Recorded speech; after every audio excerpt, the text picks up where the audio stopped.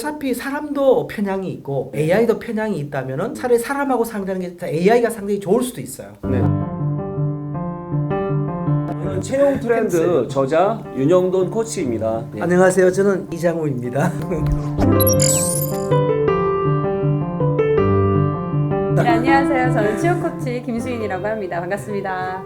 2020 연도에는 AI 채용에 관련된 게 더욱더 확산될 가능성이 높습니다. 그래서 AI에 관련된 책을 집필하신 이거예요. 이거 따끈따끈한 겁니다. AI 채용과 관련돼서도 강의를 저번에 하셨잖아요. 네, 했죠. AI 이 부분에서 좀 서류 전형을 하거나 그때 자기소개서 평가를 할 때 네. 기준이 어떤 건지 참 궁금해요. 인공지능의 원리는 데이터를 많이 수집해갖고 데이터에서 패턴을 찾는 거예요. 아, 네. 패턴을 찾는 게 알고리즘이거든요. 네네. 면접 알고리즘이 탄생하는 거예요. 마이더스 IT인가 유명한 회사 예, 있잖아요. 예. 그 회사의 알고리즘하고 네네네. 다른 회사의 알고리즘이 다 달라요. 아, 서로 몰라요. 아. 그리고 심지어 이제 딥러닝으로 만약에 만들었다면은 만든 사람 개발자 본인도 모릅니다. 왜 그렇게 나왔는지를. 아. 네, 모든 인공지능이 지금 그런 문제에 직면하고 있어요. 그래서 데이터를 많이 쌓는 게 굉장히 경쟁이겠네요. 그게? 엄밀하게 말하면 좋은 데이터. 좋은 데이터가 뭐예요? 그럼? 좋은 데이터 편견이 없어야죠. 통계의 편향. 2014년도 영국 아마존이 인재 채용하는 거 네네네. 알고리즘을 개발을 했어요. 네네네. 그 시연을 하니까 이게 이상하다. 백인 남성만 뽑는 거예요. 왜요? 왜냐면 아마존이 IT 회사니까 걸고 온 데이터가 거의 다가 네네. 백인 남성 위주로 된 아. 그런 데이터를 걸고 왔죠. 그러니까 여성과 아시아인 흑인은 덜 찾는 거죠. 네네네. 근데 이 알고리즘 자체는 사실 보면요. 데이터에도 바이어스가 있고 편향이 있고 네네네. 이 알고리즘이라는 건 뭐냐면 일반 그 특수한 상황이잖아. 데이터란 거죠. 네. 누가 누구를 뽑았고 누구를 했고 이 사람이 대단하고 근데 그걸 특수한 데이터를 갖고서 일반화하는 거거든요. 네네네. 일반화하는 이유는 내가 새로운 상황이 발생하면은 새로운 데이터를 넣으면은 답이 나와야 되잖아. 네네네. 예측할 수 있어야 되잖아요. 네네네. 추천을 하거나 네. 이게 인공지능의 원리거든요. 그래가지고 그 회사는 어떻게 그걸 진행하죠? 그래서 이제 네. 버그를 고치려고 그랬죠. 아, 네네. 예. 근데 개선이 좀 마음에 안 들었는지 네네네. 샷다운 해버렸어요. 그 알고리즘 안 씁니다. 아, 왜 AI 채용을 해야 되느냐? 네네네. 사람이 채용하면 나하고 전공이 같네? 너무 반가워. 막 이번에도 서울대 갔는데 인공지능 강의하는데요. 네. 너무 잘하는 구글인데요. 회사가 영문과 출신에 전심 사줬어요. 바이어스잖아요. 너무 학연 지원 예, 이게 편향이에요. 바이오스네 이것도. 예, 이래서 사람이 바이어스가 많구만. 저는 이런 도자 한 20년 동안 예. 채용 분야에 있다 보니까 예. 기존에는 사실은 우리가 인사 담당자가 예. 자소서를 받아내면 네. 그 자소서를 일일이 다 봤었어요. 처음에는. 그렇죠. 근데 이게 이제 AI로 넘어가는 이유 중에 하나가 의사도 검사를 해서 그거에 대한 표절이 어느 정도냐 예. 이 부분을 보는 관점, 인사 담당자의 일을 줄여주는 그런 의미에서 이게 하나 되는 거고요. 예. 또 반대면이 하나 있어요. 우리가 사람을 뽑을 때 직무 적합도라는 걸 봐요. 예. 그때 기존의 데이터들이 쌓여 있잖아요. 예. 그럼 패턴이 있어요. 우리 회사에 보니까 이러이러한 사람들이 자소서를 갖고 있는데 거기 키워드가 뭐가 있더라.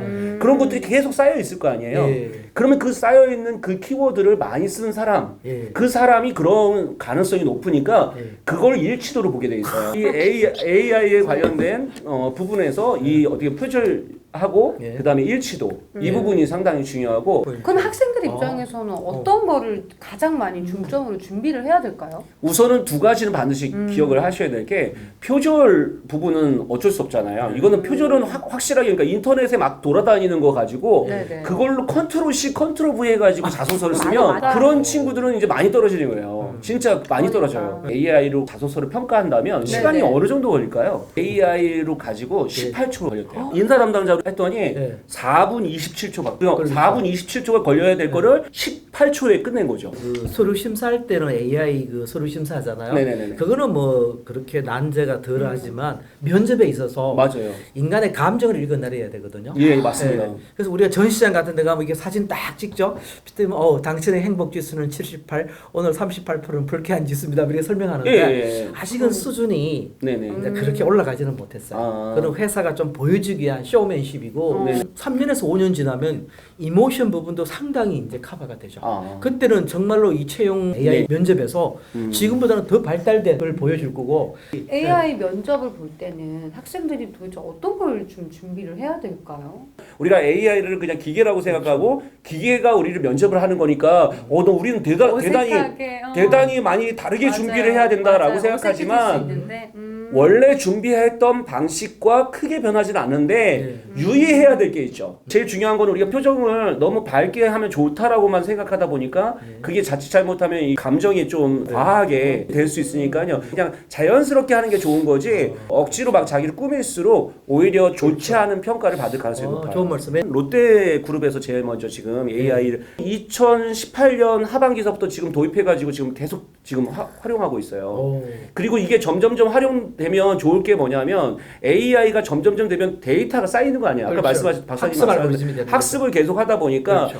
좋은 인재를 더 뽑을 가능성이 높아져요. SK 하이닉스 같은 경우가 자소서를 인사 담당자들이 자기 인재와 관련된 문장을 만들어 놓고 그 문장을 AI에게 학습을 시켰대요.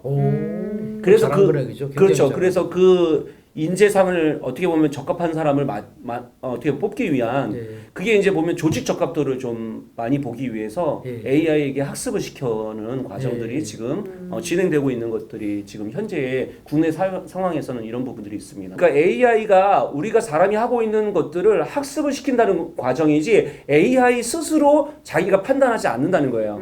친구들한테 물어보면 AI면 내가 기계퇴 내가 이게 뭐 채용 당하고 내가 기계퇴 그게 아니라 인간이 다 거기다 데이터를 넣어주는 거야. 우리 인간이 로봇이라든가 챗봇 있죠? 봇 이런 거 공감을 하거든요. 맞아요. 이게 피규어하고도 공감하고 개, 고양이에도 공감해요. 남은 보면 이해 못해요. 네. 뭐 고양이를 자식처럼 대하잖아요. 네. 근데 공감 때문에 그래요. 면접하러 가잖아요. 딱 하는데 눈빛을 다 보죠. 동공을 서로 보는데 공감이 생겨나요. 그러면 이건 엄청 그 사람 질문도 들어가고 또 같은 답을 해도 유리하게 보이듯이 내가 만약에 이제 어떤 피지컬한 노트북이나 카메라하고 보게 되잖아요. 공감하는 훈련을 하죠. 그때 카메라보다는 페르소나가 있다. 팀장님 있다 생각하고 공감하고 하는 딱 돼버리면은 굉장히 자연스러울 거예요. 우리가 그 코칭에서 배울 때 예, 예. 미러링 코칭이라는 게 있어요. 예, 예, 그러니까 그 사람하고 공감하는 그렇죠. 과정이 이게 사실 면접에서도 우리가 꼭 해야 될 게 예. 면접관하고 일치될 수 있도록 앞으로 형성하는 것도 되게 중요하더라고요. 예. 근데 그런 부분이 아니고 자기 것만 막 준비하고 눈도 못 마주치고 막 그럴 경우에 좋은 평가를 받기가 어려우니까 그렇죠. 그 부분을 봐야 될 것 같고요. 특히 주의해야 될 게 제가 보니까 문장을 쓸 때도 네. 너무 감성적인 문장은 좋지 않을 것 같아요. 오. 왜냐면 객관화를 많이 해놨기 때문에 주관적으로 쓰는 문장들 같은 경우는 사실은 AI 어떤 채용이거나 면접일 때는 좋지 않은 방향으로 갈 가능성이 높아요. 그러니까 오히려 논리적인 접근이 되게 중요할 것 같아요. 말을 할 때도 엄청 좋은 팁이다. 논리적으로 접근하셔서 자기가 하고자 하는 이야기의 어떤 두 갈식으로 먼저 결과를 먼저 얘기하고 부연 설명하듯이. 근데 장황하게 얘기하면 AI도 못 알아들어. 특히 핸드폰으로 자기를 많이 찍어보는 게 좋아요. 사진에 대해서 두려움 많은 사람이 있어. 누가 뭐 기계가 갖다 주거나 뭘 하면 그렇죠. 거기에서 맞아요. 평상시에는 잘하다가도 못하는 친구들이 있더라. 그렇죠. 모의 면접을 많이 해보는 게 되게 중요한 거야. 그거 필요하다. 그러니까 혼자 하지 말고 서로 도와주는 거. 누군가가 그렇죠? 질문해주고 그렇죠. 이걸 해볼수록 팀끼리 해줄수록 그 평가를 좀 해줄 수 있으니까 네. 그런 부분에서 자세나 시선, 목소리 이런 부분도 녹음해보고 자기 들어보면. 근데 제가 제일 코칭하면서 어려워하는 것 중에 하나가 뭐냐면 이렇게 말하는 거 저도 이거 녹음된 거 듣잖아요. 정말 듣기 싫어요. 정말 듣기 싫더라고요. 맞아요. 근데 저도 똑같아요. 그거를 이겨내는 사람이 결국에 AI 채용에서도 잘 될 수밖에 없어요. 보이스도 중요하죠. 왜냐하면 그렇죠. 보이스를 인식하기 때문에 음성 인식이 되기 때문에 보이스도 이렇게 너무 저처럼 빨리 말한다든가 조금 속도감도. 조절하고 자신감도 목소리에서 마지막으로 취업 준비생에게 우리 박사님이 좀 응원의 말씀 한마디 해주시죠. 이게 이제 불편할 수는 있지만요. 네네네. 아, 세상의 변화다. 그러면 어차피 AI하고 살아가야 되거든 앞으로요. 여러 가지 면에서 지금 살아오고 있고 이미 네네. 어차피 사람도 편향이 있고 네네네. AI도 편향이 있다면은 차라리 사람하고 상대하는 게 AI가 상당히 좋을 수도 있어요. 네네네. 왜냐하면 사람 편향이 사실 없을 때도 있지만 무지 심할 수 있어요. 그렇죠. 그렇죠. 저처럼 네. 연구가 나왔다고 무조건 밥 사주는 편향이 무지 심한 편이거든요. 예, 맞아요. 예를 들면. 저는 쭉 이야기를 들으면서 우리 학생들이 참 고민이 많겠다라는 생각이 들어요. 잘만 인식하면 사실 AI를 정복하는 것도 어렵지 않다라는 생각이 저는 듭니다. 어떻게 마무리할까요? 뭐 이런 거 이런 거 한번 해야지 우리. 자, 시작. 화이팅!